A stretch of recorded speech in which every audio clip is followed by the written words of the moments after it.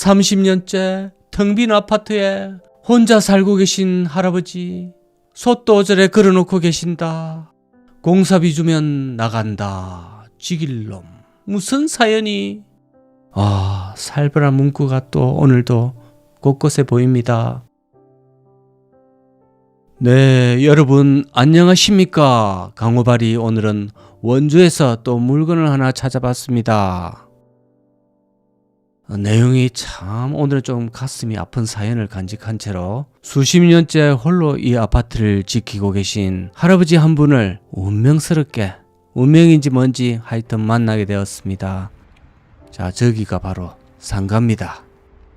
역시 이것도 빈 건물입니다. 할아버지 홀로 낮 동안은 주로 저기서 지내시면서 생활하고 계신답니다. 자, 여기 또 텃밭도 가꾸시고 배차, 우거지, 그리고 빈 공터에는 고추도 말리고 그런 용도로 사용하고 계신다고 합니다. 그런 용도로 이 아파트를 쓰기에는 너무나 아픈 사연이 있습니다.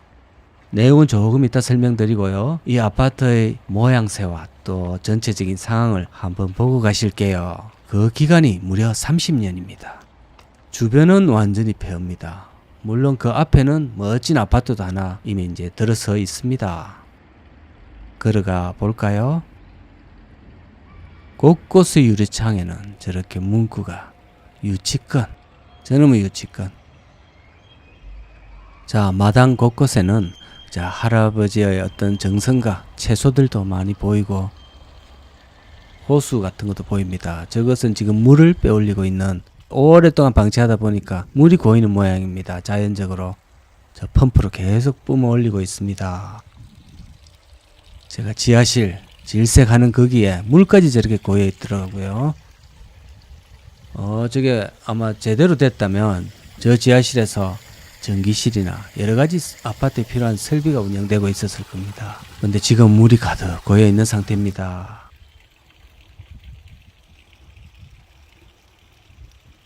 이 아파트의 인근에는 한라대, 연세대 원주 캠퍼스, 일명 원세대라고 합니다. 그런 대학교가 한 3개 정도 있기 때문에 아파트 문제가 터지기 전에는 아무것도 모르는 어떤 이 학생들의 학부모들이 이 학생들을 위해서 집을 전세, 월세 이렇게 얻어줬습니다. 그 아이들도 나갈 때는 전세금도 한 푼도 못 받고 쫓겨났다고 합니다. 자, 여기는 거의 한 300세대 정도인데요. 자, 아까 말씀드린 할아버지 사연을 좀 전달해 드리겠습니다. 정확히는 1999년도로 거슬러 올라갑니다. 그때 이게 이제 신축할 당시고요. 거의 30년 정도 됐습니다.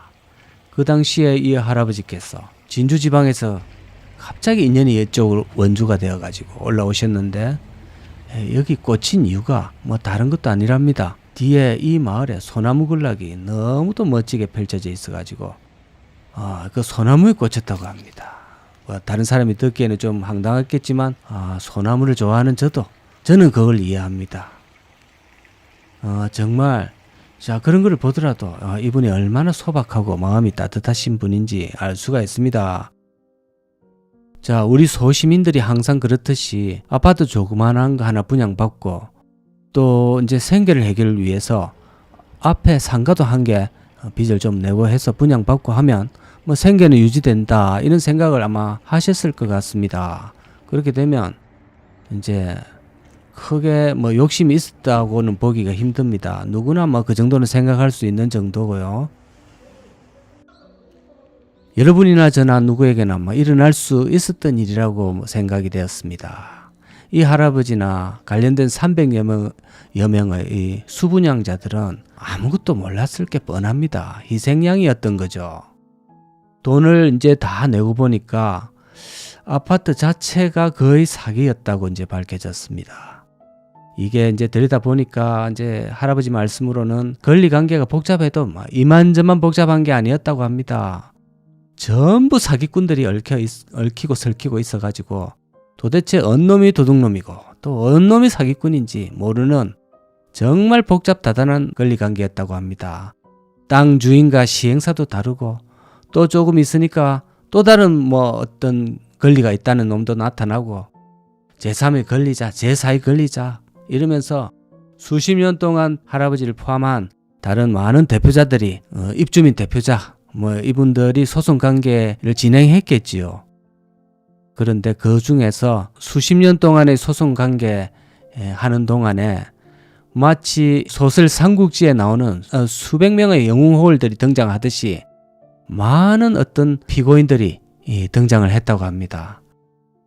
그러다 보니까 나중에는 이 할아버지가 이 소송 자료를 검토를 하고 또 법에 대해서 조금 공부도 하고 이래 보니까 나중에는 내가 사시도 합격하겠다 할 정도로 많은 법 공부를 또 해왔다고 합니다. 오랜 송사에 장사 없다고 얼마나 그 스트레스가 심했으면 기가 다 먹었다고 합니다. 그래서 처음에 할아버지가 저 앞에 계시길래 제가 불러도 이상하게 대답을 안 하고 쳐다도 안 보길래 왜 저러시나 이랬더니 사실은 기가 거의 다 장애인 수준으로 기가 안 통했습니다. 그래서 이 인터뷰를 진행하면서 저는 거의 그냥 고함을 지르다시피 하고 겨우겨우 이렇게 하다 보니까 녹음본은 없습니다. 너무나 이상한 이제 녹음이 되기 때문에 녹음본은 없습니다.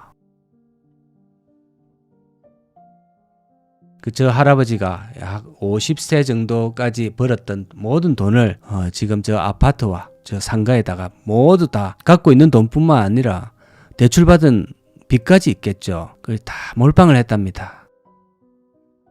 그랬는데 이제 지금은 원룸에 인근의 원룸에서 생활하시면서 여기를 못 떠나고 이렇게 이제 오고 있는 상태랍니다. 여기는 이제 살지는 못하니까 전기도 물도 없고 하니까요. 매일매일 여기로 출근을 하시고 또 여기 와서 소소한 잡일 이런 걸 한다고 합니다. 고추도 말리고 이렇게 하면서요.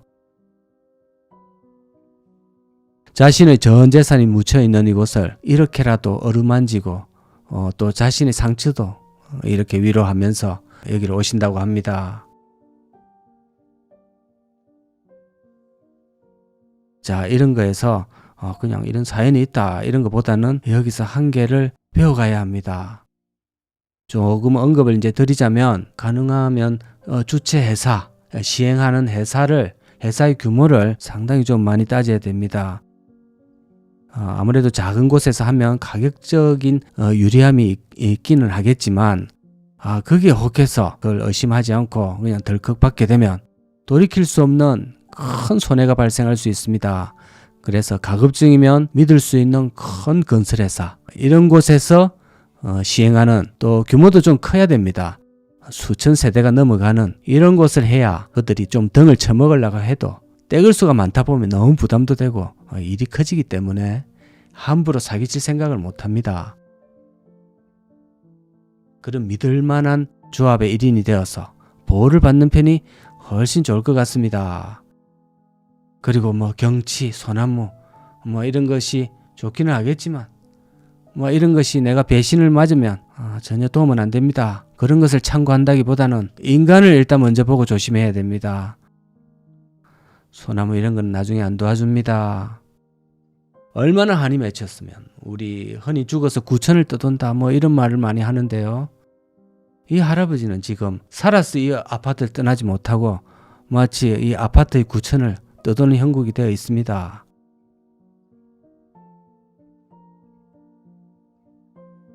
일반 소시민이 자기 살 아파트 거기도 이미 대출이 많이 있을 텐데 거기다가 또 상가까지 이렇게 분양을 받았으니까 대출은 적지 않았을 거라고 생각이 됩니다. 나는 그렇게 대출까지 받아서 집을 구경도 못하고 있는데 그래도 은행은 원금에 이자까지 한치의 여유도 없이 다 받으려고 했을 겁니다. 그래서 대출 이자 원금은 계속 나갈 것이고 은행이 그걸 봐주겠습니까? 내가 돈을 못 갚을 때 은행은 사채업자 이상입니다. 그 표현하는 형식만 조금 신사적일지 몰라도 그 집행하는 과정은 정말 피도 눈물도 없이 바로 그냥 하루도 여유가 없습니다. 바로 경매딱지가 날아옵니다. 똑같습니다. 돈 앞에서는 모두가 그냥 사채업자일 뿐입니다. 우리가 이 냉정한 세상을 빨리 인식하고 국가는 우리가 사기를 당하든 어떤 일을 당해도 절대로 그냥 방관자 입장입니다. 국가가 나서는 거는 뭐 살인 같은 거 뭐 이런 기나 좀 나설지 돈 문제는 특히 방관하고 있습니다. 절대로 웬만해서는 나서지 않습니다. 이런 억울한 사연 이런 걸 보시면 아시겠지요? 한 번도 국가가 나서서 뭘 어떻게 해준 적은 없다고 합니다. 자, 이 할아버지를 한번 보시면 잘못하고 산 인생도 없습니다. 그냥 성실하게 잘 살아오셨는데, 그랬는데도 불구하고 갑자기 돈과 건강 그리고 인생을 기도 잃고 송두리째 잃어버린 우리와 똑같은 소시민 한 분을 오늘 만나게 되었습니다. 오늘 영상을 잘 보시고 자, 우리 돈 문제 처리할 때는 조심해야 되겠습니다. 자, 감사드리겠습니다.